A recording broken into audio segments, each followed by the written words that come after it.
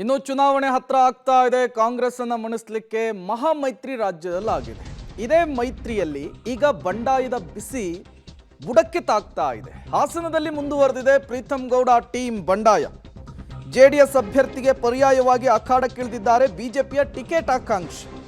ನಾಮಪತ್ರ ಅರ್ಜಿಗೆ ಪೂಜೆಯನ್ನು ಸಲ್ಲಿಸಿ ಪ್ರಚಾರವನ್ನು ಕೂಡ ಆರಂಭಿಸಿಬಿಟ್ಟಿದ್ದಾರೆ ಎಚ್.ಪಿ. ಕಿರಣ್ ಕುಮಾರ್ ಅವರು.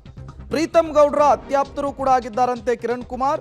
ಪ್ರೀತಮ್ ಗೌಡ್ರನ್ನ ವಿಶ್ವಾಸಕ್ಕೆ ತೆಗೆದುಕೊಳ್ಳದೆ ಪ್ರಜ್ವಲ್ ರೇವಣ್ಣ ಅವರು ಪ್ರಚಾರ ಆರಂಭಿಸಿದ್ದೇ ಇದಕ್ಕೆ ಕಾರಣ ಅಂತೇಳಿ ಗೊತ್ತಾಗ್ತಾ ಇದೆ.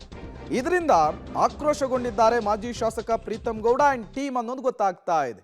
ಪ್ರಜ್ವಲ್ ರೇವಣ್ಣ ಅವರ ಮರುಸ್ಪರ್ಧೆಗೆ ಮೈತ್ರಿ ಅಭ್ಯರ್ಥಿಯಾಗಿ ಕಣಕ್ಕಿಳಿತಾ ಇರೋದಕ್ಕೆ ಸಹಜವಾಗಿಯೇ ಹಾಸನದಲ್ಲಿ ಪ್ರೀತಮ್ ಗೌಡ ಅವರು ಅಪೋಸ್ ಮಾಡ್ತಾ ಇದ್ರು.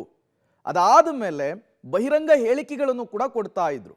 ಈ ಬೆನ್ನಲ್ಲೇ ಮೈತ್ರಿ ಅಭ್ಯರ್ಥಿಯಾಗಿ ಪ್ರಜ್ವಲ್ ರೇವಣ್ಣ ಬಹುತೇಕ ಸ್ಪರ್ಧೆ ಖಚಿತವಾಗ್ತಾ ಇದ್ದ ಹಾಗೆ ಬಂಡಾಯದ ಬಾವುಟವನ್ನು ಹಾರಿಸಲಿಕ್ಕೆ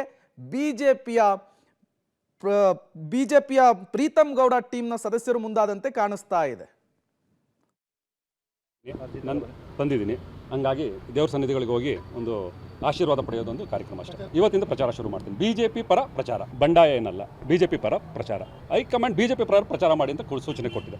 ನಾನು ಬಿಜೆಪಿ ಪರ, ಮೋದಿ ಪರ ಪ್ರಚಾರ ಮಾಡ್ತಾ ಇದ್ದೀನಿ. ಅಲ್ಲ, ಮೈತ್ರಿ ಆಗಿದ್ರು ಹಾಸನದು ಕ್ಷೇತ್ರದ್ದು ಇನ್ನೂ ಫೈನಲೈಸ್ ಆಗಿಲ್ಲ. ಹಂಗಾಗಿ ನಾನೊಬ್ಬ ಆಕಾಂಕ್ಷಿ ಆಗಿದ್ದರಿಂದ ನಿನ್ನೆ ನನ್ನ ಹೆಸರು ಬಲಕ್ಕೆ ಒಳ್ಳೇದು ಅಂತ ಹೇಳಿದ್ರಿಂದ ನಾನು ಹೋಗಿ ನಾಮಪತ್ರ ತಗೊಬಂದಿದ್ದೀನಿ. ಪಾರ್ಟಿ ಯಾರಿಗೆ ಸೂಚನೆ ಕೊಡುತ್ತೆ ಅವ್ರಿಗೆ ಕೆಲಸ ಮಾಡ್ತೀವಿ.